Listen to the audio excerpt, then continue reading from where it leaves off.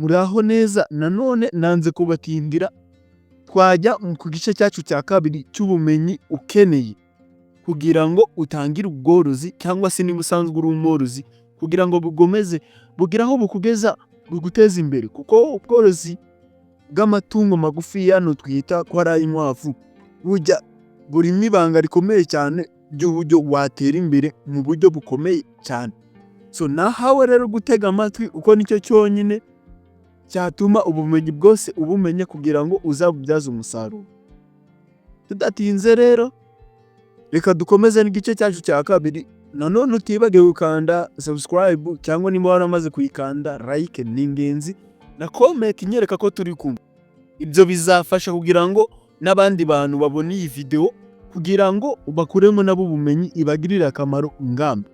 Reka dukomeze ku mwanya wa 6, kuzirinda indwara ndetse no gutahura ibimenyetso, kugira amakuru nyine y'uburyo watahura ibimenyetso.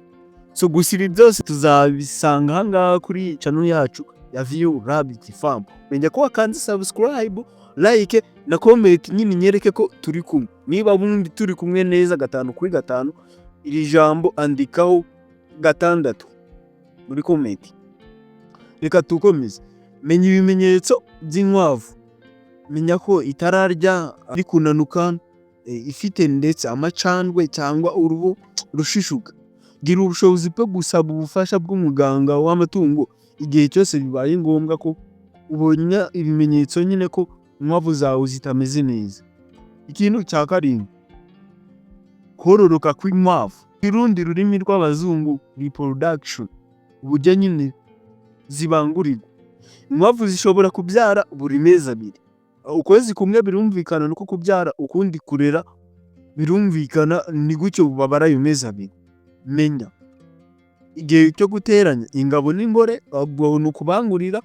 Ukurikirana igihe cyo gutwita n'uburyo bwo kwita ku bana. Icyo kintu ngira ngo uri kucyumva neza, ari naho nyine bizafata ya mezi 2. Ukwezi kumwe wabangurije, ubwo muri uko kwezi so yarabwegetse muri iki cyo kukundi kwezi kubyara ndetse no kurera. Menya neza kuzitaho kugira ngo nyine bitagenda nabi. None reka tujye ku kintu cya 8, ari nacyo cy'ingenzi cyane. Bika amakuru y'ubworozi bwawe.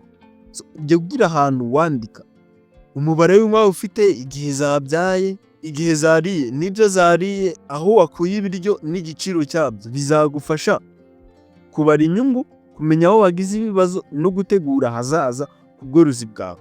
Ikintu cya 9, ukugerageza gukoresha ibikoresho bidahenze.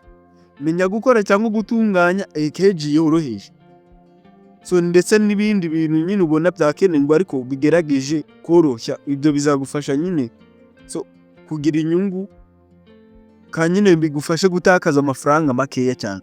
Ibikoresho byo kunyweshwa n'ibyo kuriramo, ibyo nabyo ugomba kugerageza gushaka ibihendutse, cyangwa niba ari uburyo wabyikoreramo neza ukaba wabikora.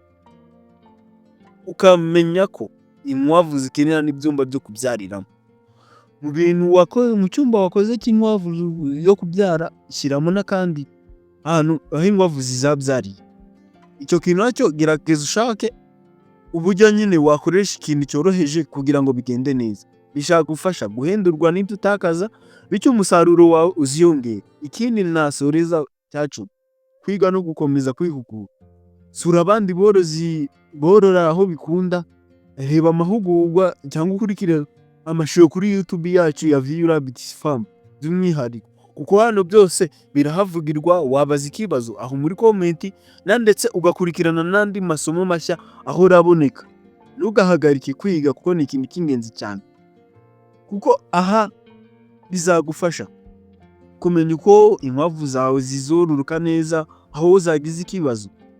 Umenye uko byitwaramo bigendeye ku bumenyi tuzeri bimwe na bimwe tuzanaganirira ahangaha. Menya ko wakanze subscribe, like kugira ngo iyi video izanagire no ku bantu benshi. Nacyo iyo subscribe na like bimaze. So ibi bintu uko ari 10 ni nk'umusingi nyine w'ubworozi bw'inkwavu ku muntu ukeneye nyine ubumenyi.